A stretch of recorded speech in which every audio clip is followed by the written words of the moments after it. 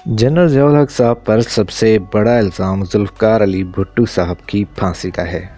लेकिन सवाल ये है कि माकूल और इंसाफ पसंद शख्स ये वाज़े करे कि भुट्टो साहब ने फांसी खुद पाई या जनरल ज़ियाउल हक ने उन्हें फांसी लगाई।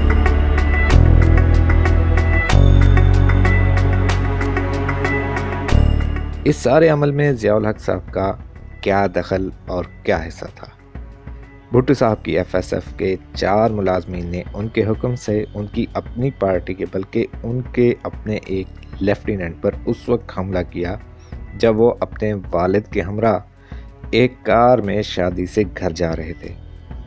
भुट्टो साहब अहमद रज़ा को मरवाना चाहते थे। भुट्टो ने मसूद महमूद को बुला के कहा कि अहमद रज़ा कसूरी मुल्क दुश्मन है जी, और इसको एलिमिनेट कर दो, ये मुल्क दुश्मन है जी। मसूद महमूद ने बुलाया मियां अब्बास को, जो कि डायरेक्टर ऑपरेशन था, और उसे कहा कि प्राइम मिनिस्टर की ये हदायत हैं कि अहमद रज़ा कसूरी को रिमूव कर दो। जी। अपना मियां अब्बास ने उसके बाद एक ग्रुप बनाया headed by inspector Ghulam Hussain, जिसमें कि गुलाम मुस्तफ़ा, सूफी गुलाम मुस्तफ़ा इंस्पेक्टर एंड राना इफ्तिखार और एक आधा कोई और था। ये फेडरल सिक्योरिटी फोर्स के सब इंस्पेक्टर ने इस पर एक जत्था बनाया और उनको कुछ 1500 गोलियां दी गई कि आपने अहमद रज़ा कसूरी को मारना है।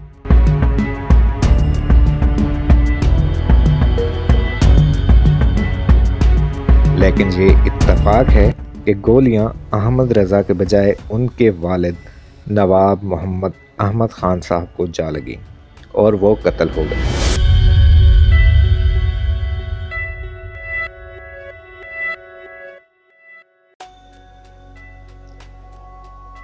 उसी रात अहमद रज़ा खान ने इचरा थाना में रपट दर्ज कराई और ये शिकायत की कि ये हमला ज़ुल्फ़िकार अली भुट्टो ने करवाया है और वो उससे पहले भी उन पर कसूर में हमला करवा चुके हैं और वो उनकी जान के दर पे हैं। लेकिन भुट्टो के खिलाफ उनकी हुकूमत के दौर में कोई कार्रवाई ना हो सकी। जब भुट्टो साहब के अपने कारनामों के नतीजे में हुकूमत बदली तो अहमद रज़ा खान साहब ने उस मुकदमे को एक इस्तग़ासे की सूरत में अदालत में दायर कर दिया। चूँकि इस्तग़ासा वज़ीर-ए-आज़म और इंतहाई बाअसर शख्सियत के ख़िलाफ़ था, इसलिए ये समाअत के लिए हाई कोर्ट में मुंतकिल हो गया और मुकदमे की अहमियत के पेश नज़र उसकी समाअत के लिए हाई कोर्ट के भी 5 जजों का बेंच मुकर्रर हुआ। मुकदमे की पूरी समाअत खुली अदालत में आम मामूल के मुताबिक सारे प्रेस और पब्लिक के सामने और मुल्ज़िम को सफाई के मुकम्मल मौक़े की फराहमी के साथ हुई। समाअत करने वाले बेंच ने बालातफ़ाक़ भुट्टो साहब को नवाब मोहम्मद अहमद साहब के कत्ल का ज़िम्मेदार करार देकर मौत की सज़ा सुना दी और ये फ़ैसला PLD में शाया शुदा मौजूद है। इस फैसले की भुट्टो साहब की तरफ से सुप्रीम कोर्ट में अपील की गई और उस अपील की भी सुप्रीम कोर्ट के जजों पर मुश्तमिल फुल बेंच ने तकरीबन 1 साल खुली अदालत में समाअत की, जिसे मुल्की और गैर मुल्की सारे प्रेस और पब्लिक ने बिला रोक टोक देखा और सुना। भुट्टो साहब को पूरा मौका दिया गया कि वो मुल्क के अंदर जहाँ से कानूनी इमदाद हासिल करना चाहें करें। अपने वकला के अलावा उन्होंने खुद बहस करना चाहिए तो उसका भी उनको मौका दिया गया, यहाँ तक कि उन्होंने ये बयान रिकॉर्ड कराया कि अब मुझे कोई एतराज़ नहीं है, अदालत जो फैसला करे मुझे कबूल होगा। और सबसे बड़ी बात जो आखिर में मैं कहना चाहता हूँ कि आम तौर पर वो कहते हैं जी कि ये अपना न ज़ियाउल हक ने करवाया, ये वो कराया। अब देखें, बात ही है शेख अनवारुल हक वॉज द चीफ जस्टिस, ठीक है, वही ऑथर है जी। ये जो कुछ 600-700 सफ़े का जो जजमेंट है वही ऑथर है जी। अच्छा, बदकिस्मती ये है अपना मेरे भाई कि जो लोग ये कहते हैं कि ये अदालती कत्ल है, ना उन्होंने फैसले को पढ़ा है, और जो कहते हैं भुट्टो बिल्कुल सही सजाए मौत हुआ, ना उन्होंने पढ़ा है। बदकिस्मती दोनों साइडों ने नहीं पढ़ा। I will recommend, you see, as a complainant and also as a senior most counsel of this country, please read. It's a judgment worth reading. It's a judgment worth reading. You must read. अब चीज ये है कि अगर भुट्टो के कहने पर शेख अनवार हक ने उसको फांसी दे दी, अब प्रज्यूम कर रहे हैं जी जी, तो शेख अनवार हक इस फैसले के 1 साल के अंदर अंदर पहली दफा पाकिस्तान में पीसीओ आता है, प्रोविजनल कॉन्स्टिट्यूशनल ऑर्डर जियाउल हक का, पहली दफा जी, और शेख अनवार हक उस पीसीओ पर दस्तखत करने से और उसके तहत कसम उठाने से इनकार कर देता है जी, और घर चला जाता है।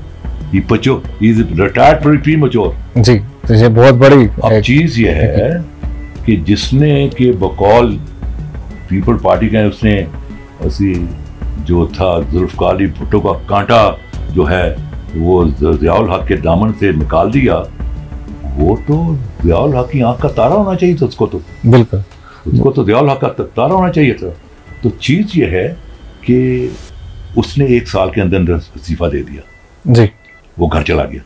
और जज किसको बनाया, चीफ जस्टिस किसको बनाया, जस्टिस हलीम, जिसने भुट्टो को रिहा कर दिया। सुप्रीम कोर्ट ने हाई कोर्ट के फैसले की तौसीक की। अब भुट्टो साहब के हामियों की तरफ से जनरल जियाउल हक के खिलाफ ये शिकायत की जाती है कि उन्होंने हाई कोर्ट और सुप्रीम कोर्ट के फैसले को मुस्तरद करके भुट्टो साहब को छोड़ क्यों नहीं दिया। जज्बात और अंधी अकीदत की बात अलग है, लेकिन इंसाफ और ठंडे दिल से सोचकर खुदा का खौफ रखने वाला कोई शख्स ये बताए कि एक सरबराह हुकूमत जिसका अव्वल और आखिर फ़र्ज़ बाशिंदगान मुल्क के जान व माल और आबरू की हिफाजत करना है, अगर वो ख़ुद अपने आम शहरियों को जो दरकिनार करीब तरीन साथियों को कत्ल कराए और उस पे दर्दी के साथ कराए, उससे बढ़कर जालिम और सज़ा का मुस्तहिक़ कौन है। भुट्टो साहब ने लाहौर में अहमद रज़ा ख़ान कसूरी पर तीसरी मरतबा कातलाना हमला कराया। उससे पहले डॉक्टर नज़ीर, ख्वाजा रफ़ीक, मौलाना शमसुद्दीन और जनाब अब्दुल समद अचकज़ई के कत्ल उसके अलावा उनके ज़िम्मे थे। और पाकिस्तान में जगह जगह मज़दूरों, तलबा और आम मर्द ख़वातीन और मसाजिद तक में उलमा और आमतुल मुस्लिमीन का कत्ल आम उसके अलावा था। फिर ये मुकदमा भी जियाउल हक का तसनीफ़ या दायर करदा नहीं था, बल्कि भुट्टो साहब के अपने दौर का और उनके अपने एक साथी और शहरी का उनके खिलाफ दायर करदा था, जिसे वो अपने सारे इख्तियारात के बावजूद गतरबूद ना कर सके। इन हालात में अगर जियाउल हक साहब एक शहरी के प्राइवेट इस्तग़ासा पर दिए जाने वाले हाई कोर्ट के फुल बेंच और सुप्रीम कोर्ट के फैसला को कल अदम करते, तो इससे बढ़कर जुल्म और क्या होता।